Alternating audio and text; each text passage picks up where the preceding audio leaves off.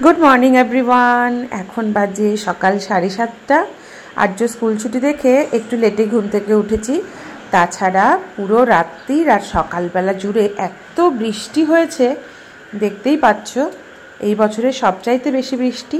আর আমাদের রাস্তাটা তো খুব ফেমাস জল হওয়ার জন্যে, তবে ভীষণ বৃষ্টি হওয়াতেই জলটা হয়েছে দেখো। আর রাস্তার কুকুরগুলোর খুব অসুবিধে। এই কুকুরগুলোকেই রাত্রেবেলা আমরা খাবার দিই, তো ওরা এদিক ওদিক ঘুরে বেড়াচ্ছে। জল হলে রাস্তার কুকুরদের কিন্তু ভীষণ প্রবলেম হয়। তো যাই হোক, দেখো জানি না জল কখন নামবে। তো এত জল আর চারিদিকে প্রচুর ব্যাঙ ডাকছে। বর্ষাকালে না আমাদের আশেপাশে মানে এত জল হয়, সাথে সাথে অনেক বড় বড় ব্যাঙ বেরিয়ে যায়। আর ব্যাঙগুলো পুরো গ্যাঁগো গ্যাঁগো করে ডাকছে। তোমাদেরকে আমি মানে কি বলবো, মনে হচ্ছে যে পুকুরের মাঝখানে মনে হয় বসে আছি, কত জল।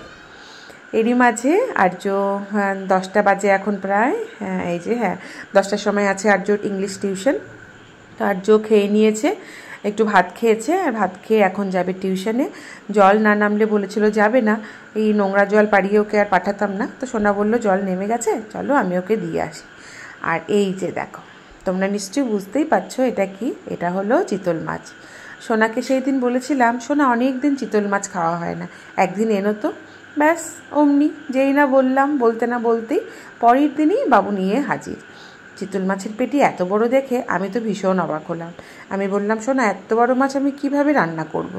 তো এমনিতে আমি কড়াতেই সব কিছু মাছের ঝোল টোল রান্না করি, আজকে এই ফ্রাইং প্যানটার মধ্যে করেছি, কেননা এটাতে একটু ছড়িয়ে রান্না করলে হয়তো মাছগুলো ভাঙবে না।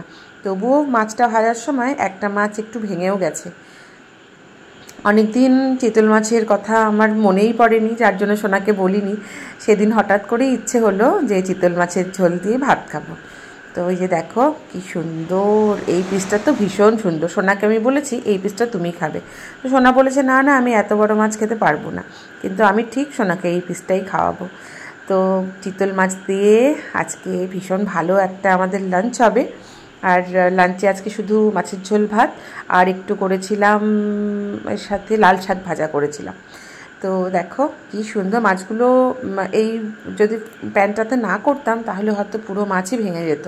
কড়াতে করলে এগুলো আমি ভালো করে করতেই পারতাম না, যার জন্যেই ফ্রাইং প্যানটাতে নিয়েছি। ফ্রাইং প্যানে রান্না করলে কি হয়, ভীষণ তেল মশলা চারিদিকে ছিটে যায়, ভীষণ নোংরা হয়, যেটা আমার একদমই পছন্দ না। তো এবারে এটাকে আঁচটাকে কমিয়ে দিয়ে আমি একটু ঢাকা দিয়ে রাখবো। তারপর এর মধ্যে একটুখানি ধনেপাতা কুচি দিয়ে এটাকে আমি নামিয়ে রেখে দেবো। আর কী করবো বলো তো, গরম গরম ভাতের সাথে এই যে চিতল মাছের ঝোল। আর কি কিছু চাই বলো? উফ, দারুণ হবে আজকের লাঞ্চটা। ভিডিওটা কেমন লাগলো জানিও।